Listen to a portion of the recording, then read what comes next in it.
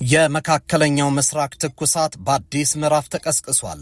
የበረታው የእስራኤል ጦር ጥቃት ወሳኝ ድል እንዳስገኘለት የሚጠቁሙ መረጃዎችም በስፋት መውጣት ጀምረዋል። የኔታንያሁ ጦር ሐማስ በተደጋጋሚ ከሚፈጽማቸውና እስራኤል የሽብር ጥቃት ስትል ከምትጠራቸው ድርጊቶች ጀርባ እጁ እንዳለ የተነገረለትን ሰው መግደሏም ታውቋል። በሌላ በኩል ደግሞ ሐማስ በፈጸመው ጥቃት ሳቢያ ተጥሷል የተባለው የሰላም ስምምነቱ ትናንት እስራኤል ከፈጸመ ና ሰዓታትን ከወሰደው የመልስ ምት ጥቃት በኋላ ወደ ስምምነት ምዕራፉ ተመልሷል ቢባልም የኔታንያሁ ጦር የሐማስ ወታደራዊ ክንፍ የሆነው አልቃሳም ያጠፋዋል የተባለለትን ስልት በተመለከተ እንቃኛለን። ይህ በእንዲህ እንዳለ ደግሞ የእስራኤል ወዳጅ የአሜሪካው ፕሬዝደንት ዶናልድ ትራምፕ አዲስ ነገር ይዘው ብቅ ብለዋል ያስባለውን ጉዳይ እናነሳለን። ይኸውም ጉዳይ ትራምፕ ኔታንያሁን ከማሳሰባቸውና ከማስጠንቀቃቸው ጀርባ ያለውን አሁናዊ ትኩሳትም እንዳስስ ይሆናል። በአውሮፓ ነክ መረጃዎቻችን ደግሞ የዩክሬኑ አለቃ ቮልዲሚር ዘለንስኪ ይህን እጣላቸዋለሁ ሲሉ በተደጋጋሚ የሚደመጡት ዘለንስኪ በቡዳፔስቱ መድረክ የሞስኮውን አለቃ ማግኘት እፈልጋለሁ ሲሉ ጥያቄ አቀርበዋል። ከጥያቄያቸው ጀርባ ያለው ጉዳይና ከቅርብ ጊዜያት ወዲህ የተጠናከረ የሩሲያ ጥቃት ኪየቭ ላይ የፈጠረውን ስጋት እናነሳለን። ከዚሁ ጋር በተገናኘ በትናንትናው ዕለት ትራምፕ ያቀረቡትና ኪየቭ ለሞስኮ አሳልፈ የሰጠችው 78 ከመቶ ግዛት ለማስመለስ መጣጣራን እንድትተው የሚጠይቀውን ጥያቄ የመቀበል ግዴታ ውስጥ ወድቃለች እያስባለ ይገኛል። ዝርዝር ጉዳዩን ይዘናል። የከበረ ሰላምታችን በያላችሁበት ይድረስ።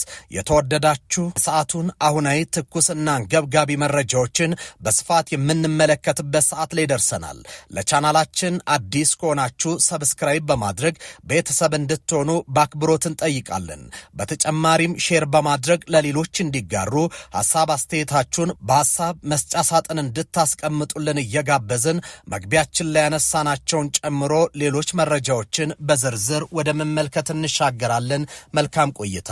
ወደ ቀዳሚው ጉዳያችን ስንመለከት የበረታው የእስራኤል ጦር ጥቃት ወሳኝ ድል እንዳስገኘለት የሚጠቁሙ መረጃዎች በስፋት መውጣቱን እናገኛለን።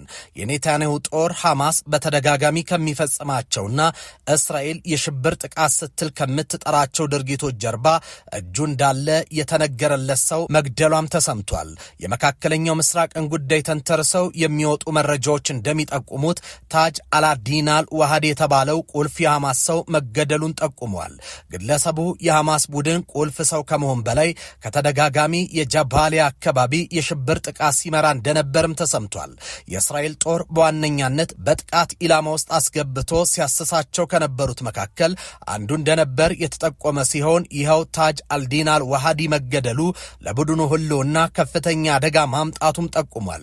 በሌላ በኩል ደግሞ ሐማስ በፈጸመው ጥቃት ሳቢያ ተጥሷል የተባለው የሰላም ስምምነቱ ትላንት እስራኤል ከፈጸመችውና ሰዓታትን ከወሰደው የመልስ ጥቃት በኋላ ወደ ስምምነት ምዕራፉ ተመልሷል ቢባልም የኔታንያሁ ጦር የሐማስን ወታደራዊ ክንፍ የሆነውን አልቃሳም ያጠፋዋል የተባለለት ስልት መንደፉም ታውቋል። ይህም በተመለከተ የሚወጡ ዘገባዎች እንደሚያመለክቱት እስራኤል ባላቅሳም ተዋጊዎች ላይ ያነጣጠረ ስልታዊ ኦፕሬሽን ስለመዘርጋቷም ተጠቁሟል። መረጃው እንደጠቆመው የሐማስ ታጣቂዎችን ለማጥፋት የተነደፈ ትልቅ ወድመት ስለመኖሩ ፍንጭ የሰጠ ሲሆን በዚህም ሳቢያ እየተባባሰ የመጣው ውጥረት አሳሳቢ ሆኗል።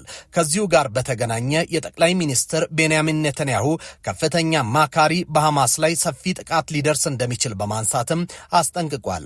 መሰል እንቅስቃሴዎች በጋዛ ውጥረት መባባሱን ሲጠቁሙ በዚህ ሳቢያ ሁለቱ ወገኖች ለተጠናከረ ወታደራዊ ግጭት እየተንደረደሩ ይገኛሉ ማስብሏል።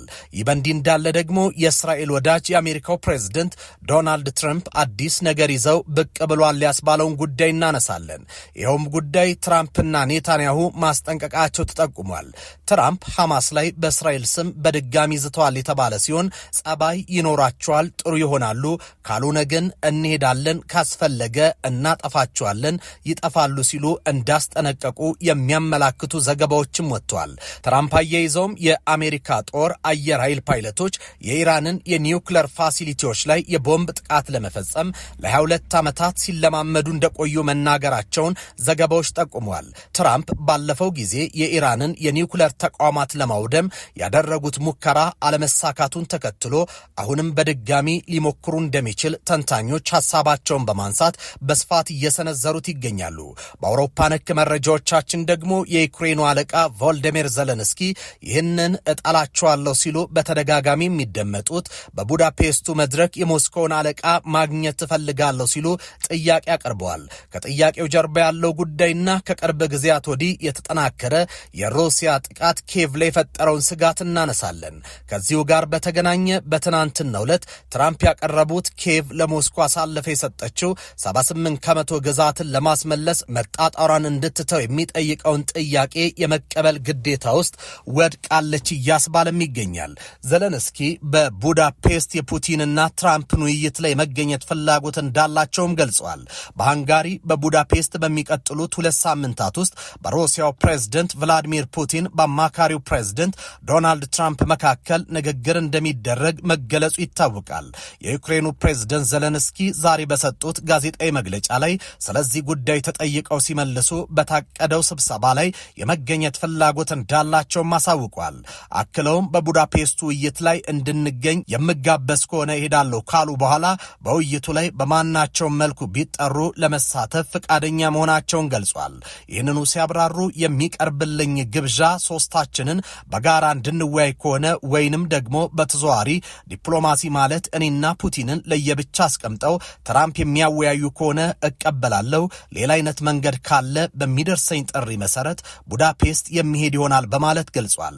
በሌላ በኩል ለውይይቱ የተመረጠውን ቦታ የተቹት ዘለንስኪ ጨምረው ሃንጋሪ በተለይም ጠቅላይ ሚኒስትር ቪክቶር ኦርባንን ከሞስኮ ጋር የቀረበ ግንኙነት እንዳላት አስታውቋል። ይህንንም አክለው ሲናገሩ በየቦታው የዩክሬንን የሚቃወሙ የሃንጋሪ ጠቅላይ ሚኒስትር ለዩክሬናውያን መልካም የሆነ ሚዛናዊ አስተዋጽኦ ያደርጋሉ ብዬ አልገምትም ብለዋል። በሌላው መረጃችን ደግሞ ከሩሲያ ነዳጅ ዘይትን መግዛት እስካላቆመች የሚጣልባት ታሪፍ ይቀጥላል ሲሉ ትራምፕ ህንድን ማስጠንቀቃቸውን የተመለከተ ጉዳይ እናነሳለን። የዩናይትድ ስቴትስ ፕሬዝደንት ዶናልድ ትራምፕ ህንድ የሩሲያን ዘይት ግዢ ሙሉ በሙሉ እስከምታቆም ድረስ ወደ ዋሽንግተን በምትልካቸው ምርቶች ላይ ከፍተኛ ታሪፍ እንደሚጠብቃት አስጠንቅቋል። ይህም በሀገሪቱ ቀጣይ ንግድ ንግግሮች ውስጥ ቁልፍ ነጥብ ሆኖ እንደሚቀጥልም ይጠበቃል። ትራምፕ በኤር ፎርስ ዋን ላይ ሲሳፈሩ ለጋዜጠኞች እንደተናገሩት የህንድ ጠቅላይ ሚኒስትር ናሬንድራ ሞዲ ኒው ዴሊ የሩሲያን ድፍድፍ ዘይት መግዛት እንድታቆም አረጋግጠውልኛል ብለዋል። ነገር ግን የህንድ መንግስት ስለ እንደዚህ አይነት ውይይት ያለውን እውነታ ከካደ ልቅ ታሪፍ መክፈላቸውን ይቀጥላሉ፣ በእጥፍ ይጨመርባቸዋል ብለዋል። በቅርብ ዓመታት የመከላከያና የቴክኖሎጂ ትብብርን በሚያደርጉት በዋሽንግተንና በኒው ዴሊ መካከል እየጨመረ የመጣው አለመግባባት በኃይልና በንግድ ፍላጎት ልዩነት የተመሰረተ ነው። እንደ አውሮፓውያን አቆጣጠር በ2022 ህንድ በሞስኮ ላይ ከተጣለው ማዕቀብ ጀምሮ ከፍተኛ ቅናሾችን በመጠቀም በዓለም ትልቁ የሩሲያ ነዳጅ ዘይት ገዢ ሀገር ሆናለች። ከዚሁ ጋር በተገናኘ የአሜሪካ መንግስት በሁለቱ ሀገራት መካከል የሚፈጸሙ ግዢዎች የሩሲያ ጦር በዩክሬን ላይ ለሚያደርገው ውጊያ ለመደገፍ ይረዳሉ የሚል ሐሳብ በተደጋጋሚ እያንጸባረቀ ይገኛል። ያም ሆኖ ግን ህንድ የኢነርጂ ደህንነትና የሸማቾች ተደራሽነትን ቅድሚያ እንደምትሰጥ በማንሳት አቋሟን ስታንጸባርቅ ቆይታለች። የአሜሪካ መንግስት የሩሲያን የነዳጅ ዘይት አትግዙ የሚል ብርቱ አቋሙን ከህንድ በተጨማሪ የኔቶ አባል ሀገራት ላይ በማንሳት ቢያስጠነቅቅም እስካሁን ባለው ሂደት ሰሚ ጆሮ ያጣ መስሏል። ዋሽንግተን ነዳጇን ከሞስኮ አትሸምትም የሚሉ ማሳሰቢያዋን የምትሰነዝረው ለህንድ እንዳቀረበችው ምክንያት በመጥቀስ ከሽያጩ የሚገኘው ትርፍ ሞስኮ ጦርነቱን እንድትገፋበት አድርጓታል፣ ተጨማሪ አቅምም እየፈጠረላት ይገኛል የሚል እንደነበርም ይታወሳል። ተመልካቾች ለሰዓቱ የነበሩን ዜናዎች እኚህ ነበሩ። በያላችሁበት ሰናይ ጊዜ